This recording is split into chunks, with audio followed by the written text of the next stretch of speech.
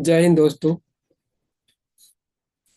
दोस्तों, आप सभी को हमारे हिंदू नववर्ष विक्रम संवत 2082 की ढेर सारी शुभकामनाएं। हमारा हिंदू नववर्ष कल 30 मार्च से प्रारंभ हो जाएगा और इसी के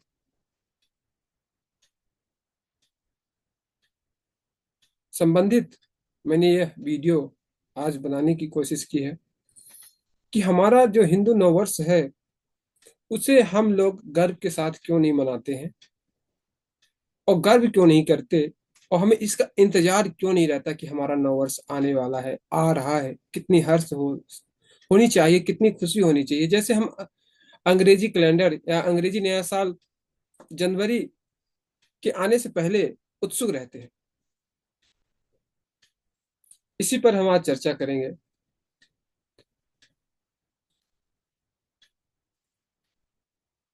तो सबसे पहले हम ये बता दें कि हमारा जो हिंदू नववर्ष है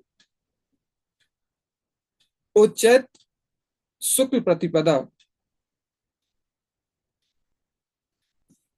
से प्रारंभ होता है और उस दिन से नवरात्र भी प्रारंभ होता है। और हमारा जो नववर्ष है वो पूरी तरह से वैज्ञानिक है। हम लोग जब चैत शुक्ल प्रतिपदा को अपना नववर्ष मानते हैं तो आप देखेंगे कि प्रकृति के जितने भी जीव जंतु हैं, पेड़ पौधे हैं या वातावरण है, वो परिवर्तित होने लगते हैं।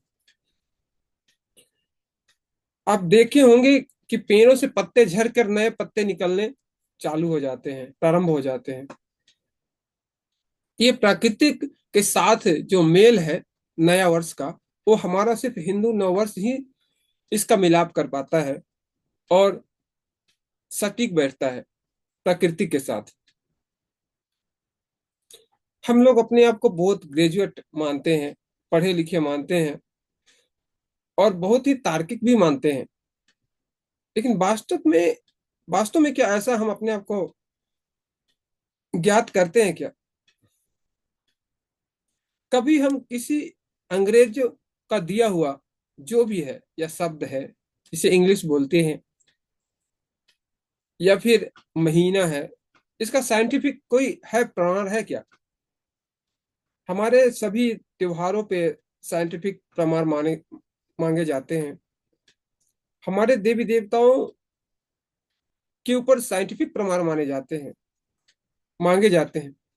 लेकिन कभी आपने देखा है कि विदेशी जो क्रिश्चियंस हैं, जो ईसाई हैं, उनके जो संस्थापक हैं, जिसे वो लोग ईसा मसीह कहते हैं, क्या उसका कोई प्रमाण है?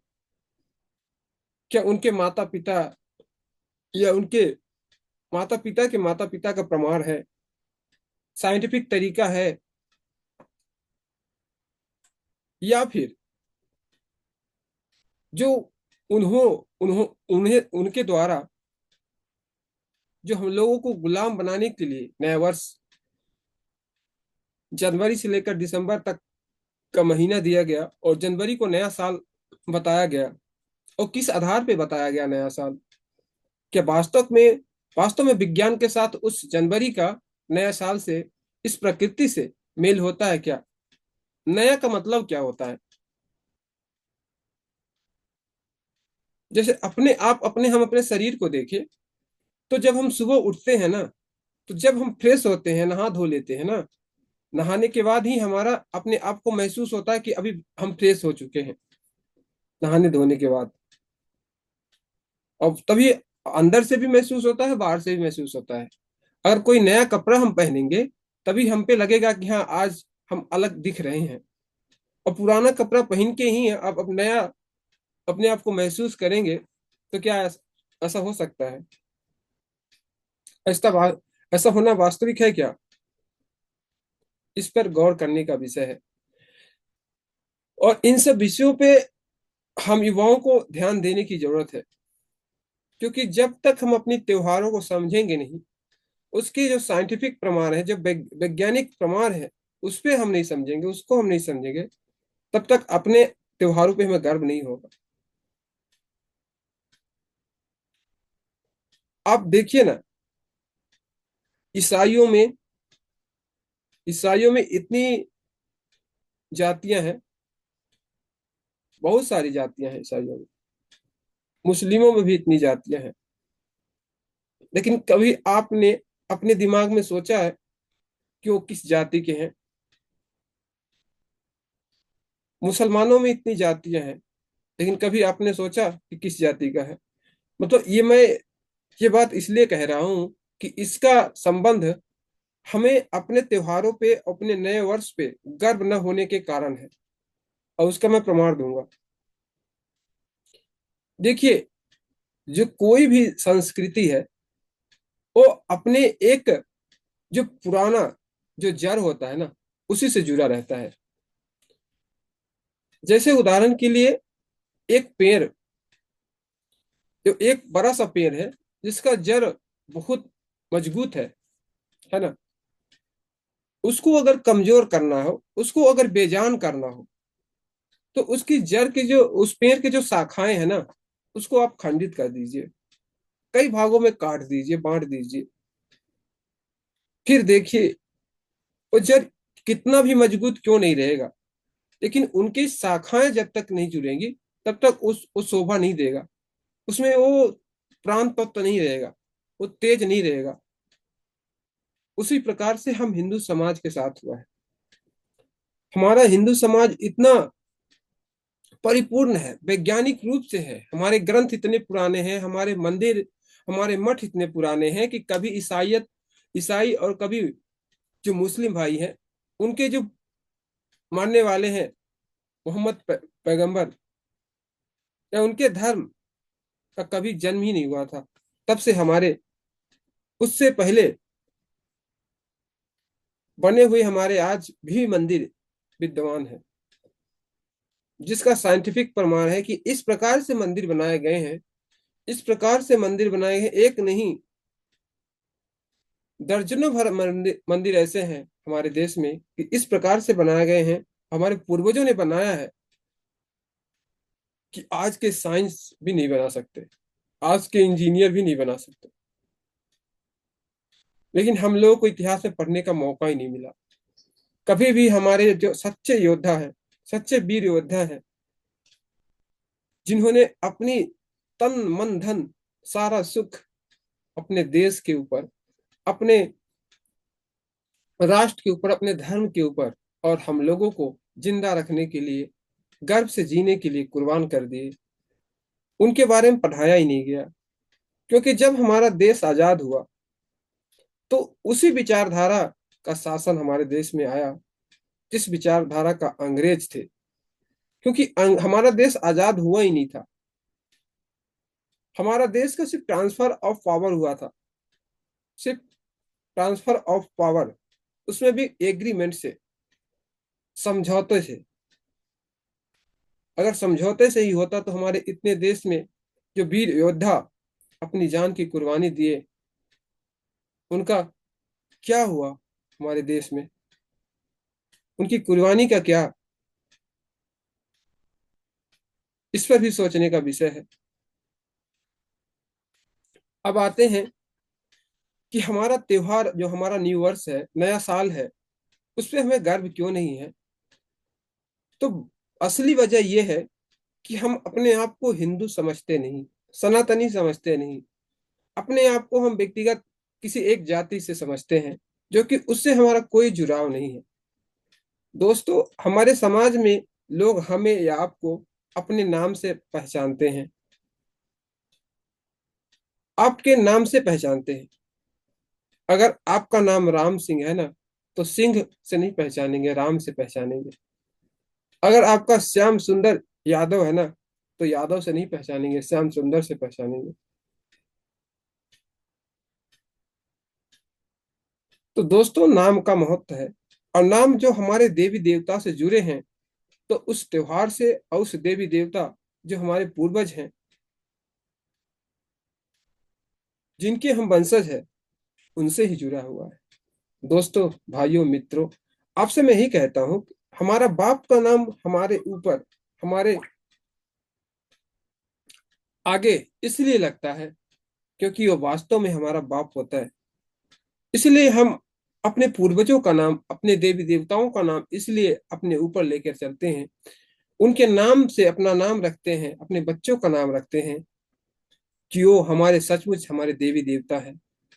वरना हम भी खिलजी, औरंगजेब, बाबर, हुमायूं ऐसा भी तो नाम रख सकते थे। हमारे पूर्वज, हमारे गांव में हमारे लोग और भी सारे लोग ऐसा क्यों नहीं रखते? क्योंकि हमारा धर्म से जुड़ाव ही हमें असली जीवन प्रदान करता है। और धर्म वो चीज है जो व्यक्ति को अंदर से बाहर से आत्मबल, शारीरिक बल और मानसिक बल तीनों प्रदान करता है। अगर आप अपने आप को धर्म से अलग कर लेंगे, आपके पास आर्थिक बल रहेगा लेकिन मानसिक बल और आत्मिक आत्मिक बल नहीं रहेगा आपके पास। ये जिंदगी हमें कई हजार सालों का नहीं मिला है दोस्तों। हम कहने के लिए हम कुछ भी बातें बना सकते हैं, बनाना आसान है।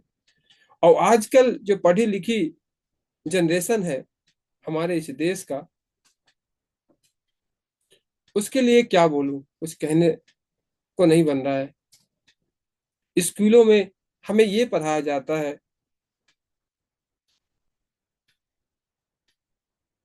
कि अंग्रेजी कैसे सीखनी है, अंग्रेजी में कितने अक्षर होते हैं, और भी विषय समझाया जाता है। लेकिन हमें कभी ये नहीं पढ़ाया जाता कि हमें अच्छाई कैसे करनी है, बुराई कैसे छोड़नी है, अच्छे को अच्छे लोग को कैसे पहचानने हैं, बुरे लोग को कैसे पहचानने हैं, किनका संगत करना है, झूठ बोलना है या नहीं बोलना है, धर्म क्या है, अधर्म क्या है। जिस दिन हम अपने बच्चों को ये समझाने या बताने सीख जाएंगे तो अपने त्योहारों पे हमें भी गर्व होगा और हमारे बच्चों को भी गर्व होगा। हमें वास्तविक में अपने धर्म से जुड़ना होगा।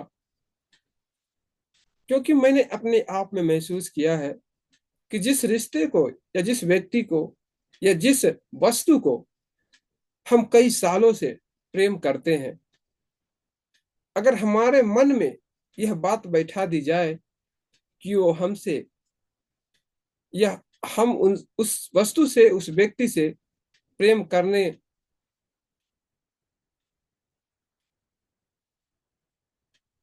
के लायक, वो वस्तु करने के लायक नहीं है, वो व्यक्ति करने के लायक नहीं है हमारे साथ, मतलब ऐसा घिन का भाव, घृणा का भाव पैदा कर दिया जाए हमारे मन में, तो चाहे हम किसी वस्तु व्यक्ति से बहुत साल से प्रेम क्यों ना करते हो, उसे अपना क्यों ना मानते हो, अगर हमारे मन में कोई हमें ब्रेन वॉश करके इस बात को बैठा दिया कि वो मेरे लिए कितनी, मतलब गलत है, सिर्फ किसी भी वजह से, तो हम इतने सालों का प्रेम हमारा बेकार हो जाएगा। हमें वो नफरत में दिखने लगेगा, चाहे वस्तु से हो या व्यक्ति से हो या धर्म से हो। इसलिए अपने धर्म के बारे में जब तक हम जानेंगे नहीं, उदाहरण के लिए अंतिम में मैं सिर्फ एक ही बात करूंगा, क्योंकि वीडियो को मैं लंबा नहीं करूंगा, कि जैसे मान के चलिए किसी व्यक्ति का एक बेटा 1 साल का है या 6 महीने का है।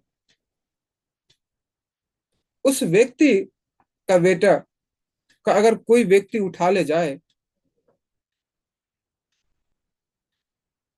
या उसका दुश्मन उठा ले जाए और उठा करके ले जाए और उस व्यक्ति को पता न चले, और वह बेटा तो अनजान है, जो 6 महीने या साल भर का है, और कई सालों बाद जब उसका बेटा बड़ा हो जाए और उसके दुश्मन के पास हो और उसका दुश्मन बोले कि ये व्यक्ति तुम्हारा हमारा दुश्मन है, इसे मारना है, इसने हमारे साथ बहुत ही अत्याचार किया है, और न जाने कितने प्रकार से उस बच्चे को कान भरे, और भरते भरते वो बच्चा बड़ा हो जाए तो उसके दिमाग में अपने पिता के प्रति ही घृणा का भाव आएगा, उसको मारने का मन करेगा, क्योंकि वो बच्चा नहीं जानता है इस सामने जिसको मैं मार रहा हूँ वास्तविक में वो मेरा